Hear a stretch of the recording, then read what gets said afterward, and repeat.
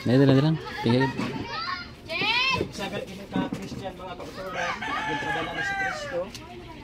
Agos pagwalis ng balita para sa kaluwasan, paginurusur sa mga sala, sa pagbagros ka na po. Kaya nakita ng Diyos subong mga inadlaw, ng mga tao, wala sing kabaguhan. Nagatuo sa Diyos pero wala sing kabaguhan.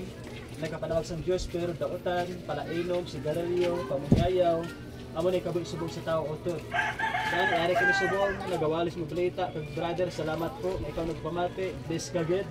Ang Diyos magabless gid si imo sunod sa Revelation chapter 1 verse 3 nga ang bisan sino magpamati sa iya pulong pinagpala talaga.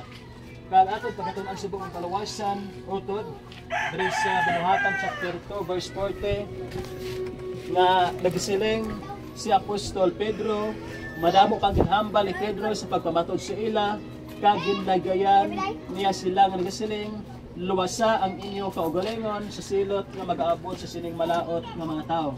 Brother, isa kalaygan Apostol Pedro subong ay oras na kinahanglan ikaw mismo magdesisyon.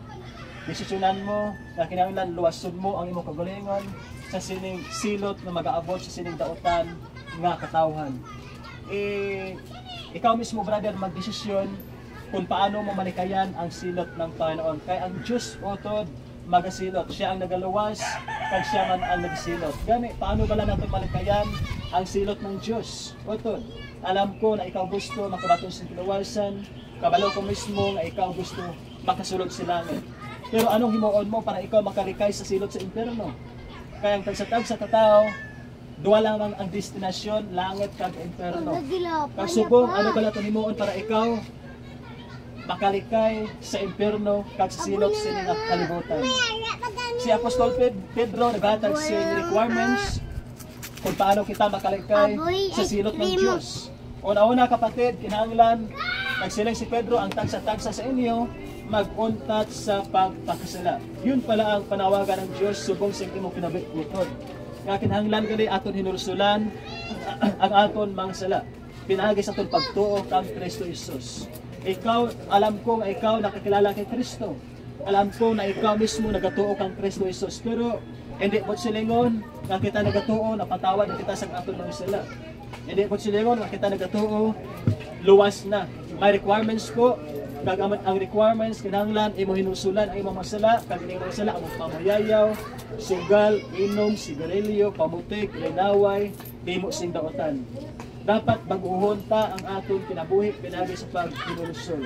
Kag kinahanglan imo pamatud-an utod pinagi sa pagbautismo sa tubig. Kay kung ang isa ka tawo wala niya gid pamatud-an pinagi sa pagbautismo sa tubig, balikan niya gapon ang kasalanan. Kaya ang bautismo sa tubig utod nagasilyo nga kita hindi na maghimo sing sala. Ang bautismo sa tubig bilang pangako naton sa Dios nga hindi na kita maghimo sing sala. Gani utod tani mag-response ka sa panawagan ng Panginoon sa sining oras. Gintawag ka subong sa Dios na ikaw maghinulusol kag magpabautismo sa iyang pangalan. Na wala sing iban nga pangalan nga makalawas sa aton kundi si Kristo lang. Si Kristo isa ka Dios, si Kristo isa ka Mesaya, si Kristo isa ka hari sa Israel. Wala na sing iban nga pangalan nga ginatag sa Dios diri sa kalibutan nga makalawas sa aton kundi si Kristo lang. Si Kristo Jesus mismo nagpakamatay para ikaw brother hatagan sing tsansa nga maghinulusol sa imong mga sala. Agod mapatawad ang imong mga sala. Hindi mo silingon nga si Kristo nagpakamatay, luwas na kita, napasaylo ng aton mga sala. Hindi mo silingon sila. Kay ang pagpakamatay ni Kristo sa krus naghatag sa aton sing chance o kung kahigayunan nga kita maghinulusol sa aton mga sala.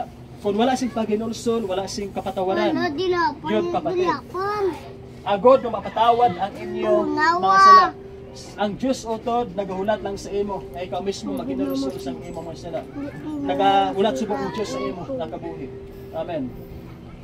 Kag mabato ninyo ang dulot sa Diyos nga among Espiritu Santo, kag ginsalin ni sang Diyos sa inyo kag sa inyo mga anak, kag sa tanan nga mga tawo sa malayo, ang tanan nga ginatawag sa Ginoo nga atong Dios nga magpalapit sa iya. Kung silingon, ini nga inuras isa ka panawagan ng Dios sa imo kabuhi brother, kay ikaw mismo magpalapit sa Dios kay Kristo Jesus kag isurrender mo imo kabuhi pinagi sa paghinulusol sa imong sala bilang ikaw nagatuo kang Kristo Jesus. Isa ini kapanawagan sa Dios utod kay ikaw mismo magpalapit sa iya para ikaw mismo mahimo niya nga anak.